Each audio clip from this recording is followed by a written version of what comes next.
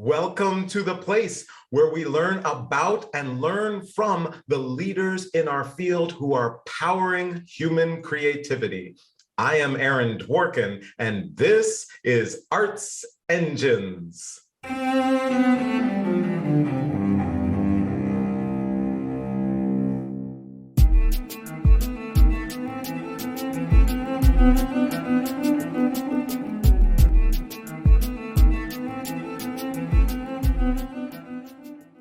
Thanks again for joining me here on Arts Engines. Today's guest is Christine Taylor Conda, who serves as the director of the Reach, Teach, Play music education programs at the world-renowned Ravinia. Christine, welcome to the show. Aaron, it's a pleasure to be here. Thank you so much. So I am so excited to be able to talk to you. Obviously, the work that Ravinia does overall is extraordinary, and the work that you oversee is also extraordinary and extraordinarily impactful, especially to so many in the Chicago area. But thought first, if you could kind of share for our audience, kind of just the overall sense of the work of Ravinia. Absolutely, and I believe you interviewed a couple of my colleagues in the past, but I'll give a real brief overview. Ravinia is America's oldest music festival, and we are located just north of Chicago, and we serve the greater Chicago area and the whole country. People come to see concerts here all summer long. We're a summer music festival. We have concerts almost every night of the week. We are the summer home of the Chicago Symphony Orchestra, but we also have all genres of music, from jazz to pop to country. We might have Sheryl Crow on one night, the CSO on another night, and then Ramsey Lewis on piano on another evening. So it's a wide variety of music. We have a big expansive lawn that people can picnic on while they listen to the concert, or they can sit in the pavilion and enjoy great music. Which is so much fun. And as I always like to say, no matter who you are or what your artistic musical taste, if you can't find a way to have a good time at Ravinia, something's up, something's wrong with you. Absolutely. We believe in the power of music to really heal and change lives. And that's so important to us, especially now. Ravinia is located in the city of Highland Park. And as everyone knows, we went through an impossible to understand tragedy last week. And we are hand in hand with the community of Highland Park in our grieving. And we're actually, opening our doors to the community of Highland Park for a healing concert later this week, because we really believe that those musical moments that we can share are really going to help the community to heal. Yeah, absolutely. And I think it's one of those extraordinary roles. A lot of times people will say, oh, with the arts and kind of just entertainment, but the ability, I think, for the arts to help in healing, to help in connecting during especially extraordinarily pivotal moments like this is I think truly wonderful. And it's so great that Ravinia is taking on that role as part of the community. We're so honored, that Ravinia is one of obviously our core creative partners for the show, and in some ways I think that ties into all the programming that you oversee, which is Reach, Teach, and Play. And wondering if you could share with our audience some of this work, and especially the scope and breadth and impact of this work that you do. Well, I know you said we have about 10 minutes, and it would take about 3 hours, but I'll try to do a synopsis. So Reach, Teach, Play education programs and also community engagement programs fall in our wheelhouse. We reach about 20,000 public school students a year with our programs, and those are primarily students in schools that are under-resourced and serve underrepresented populations.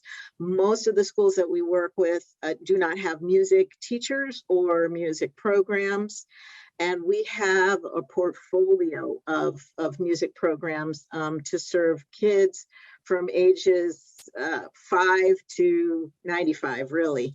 We're in the Chicago public schools with some elementary school programs where teaching artists go into classrooms and do residencies. As part of that, we provide professional development to the classroom teachers. As I said, these schools don't have music, so it's kindergarten through third grade classroom teachers. We're getting them to sing and move and integrate music into their curriculum, but they have the support of a Ravinia musician who's visiting in residence. And those kids, after doing that unit with our teaching artists, perform at their schools, and they get to come to Ravinia and perform at Ravinia. This photo behind me of these kids, we're doing a portion of Mussorgsky's pictures from an exhibition. I've got, and the kids up here with the top hats, they were also performing as a part of the Music Discovery Program, which is that residency program. In Chicago, we are also known for our Ravinia Jazz Mentor Program, which the great Ramsey Lewis actually created in the mid-90s to give kids who are in band programs a way to go deeper into jazz studies. There are some, as he said, some jazz students who are really hungry for more.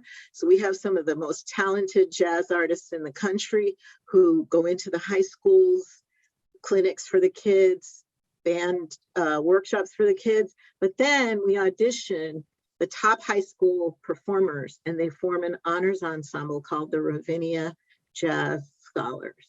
That's been going on since '95. So we have some alumni of that. They get intense training with the mentors.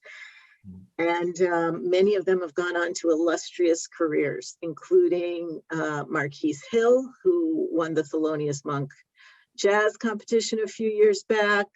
We've got alumni from that program who are now teachers in Chicago public schools, who are music teachers. So it runs the gamut, from the little kids all the way through high school and beyond.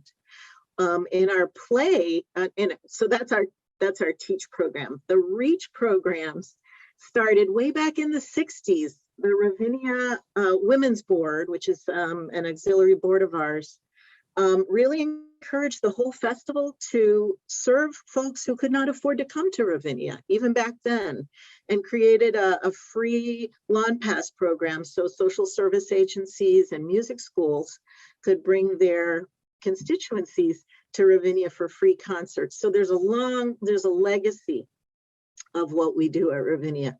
Then we went into the schools, and then our play programs. We have the jazz program, as I mentioned, but we also have a program modeled after El Sistema. And it's called Sistema Ravinia.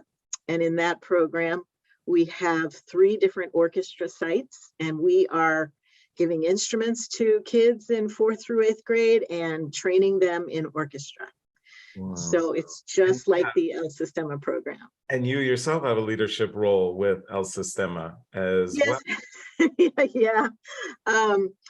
I also serve on the board of El Sistema USA. And actually, I was on the board for a couple of years with your beautiful wife, Afa, and have stayed on the board. I chaired the board of El Sistema USA for a couple of years, and I'm just finishing up. This is my last year, second term. So awesome. That's a program that brings so many resources to organizations around the country that are really trying to uplift kids and create social change through these ensemble programs. I'm proud to be a part of that as well.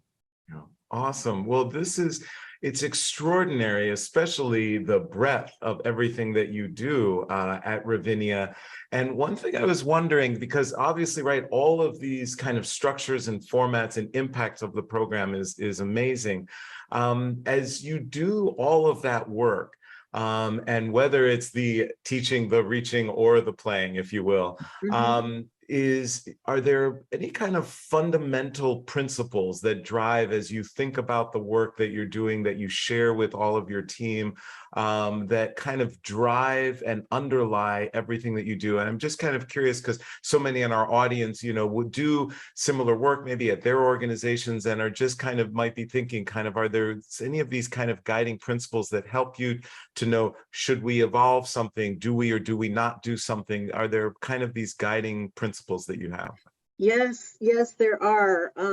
And it interestingly, it's kind of a debate that goes along in the music education world of access versus excellence, and we pretty much embrace both. And I really see this as a social justice issue.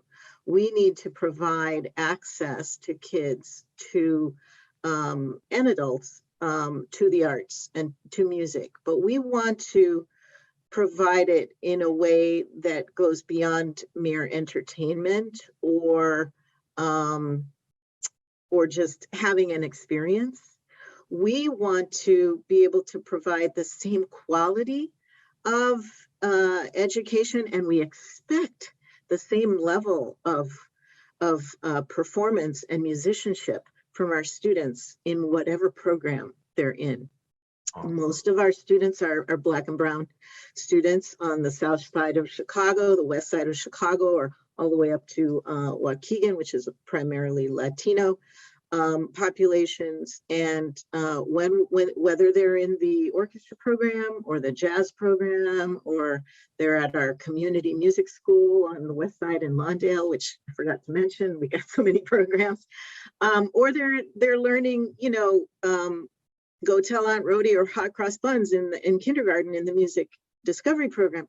We expect a certain level from them, and they feel so accomplished and so great. Like the little kids in kindergarten, if they're singing Go Tell Aunt Rhody, we're talking to our teaching artists about what pitch range is great for these students so that they'll match pitch, so they'll sing in tune. And when they do it and they perform like that on the stage at Ravinia, and they're not only singing and enjoying life, but they're singing in tune and performing really well, you can see that sense of accomplishment. So it has to go hand in hand. Obviously, 20,000 kids, we have a mandate to reach as many people as possible. Totally. But at the same time, that excellence and that expectation that musicianship at the highest level can be achieved by any child or adult if they have the right training. Those are two of our real, they're very, very important to us. And then we look for, as I said, schools that really need us. We partner with organizations that help us identify schools and neighborhoods that are very much under-resourced and in need of our services. It's just extraordinary work. It really is, and just amazing, and having such an impact. Unfortunately, we are just about out of time, but I always like to ask my guests, in terms of your own leadership style, there's got to be tough days, challenging days. And when you face those, how as a leader, what do you draw upon for strength, for guidance, for resilience? Thank you for asking that. One thing that I draw upon is my family. My whole family's from Jamaica. I just went to visit my parents in Florida and came back. We're really tight-knit, always into the arts, none of them professionally, but always going back to that. My faith, I'm a pretty devout Christian, and I go back to the faith. But I also go back to, and it's easy for us, the relationships that we're building with kids, with families, with communities, very important to us. And it buoys us along, when times get tough or days get hard. It's been here 20 years now, so it's a beautiful place to be, where kids, adults are learning music, making music, and just feeling wonderful about it. So it's a dream job. Christine Taylor Conda, you truly are one of the arts engines who is powering human creativity in our world. Thank you so much for being on the show. Thank you so much, Erin. It's been a pleasure.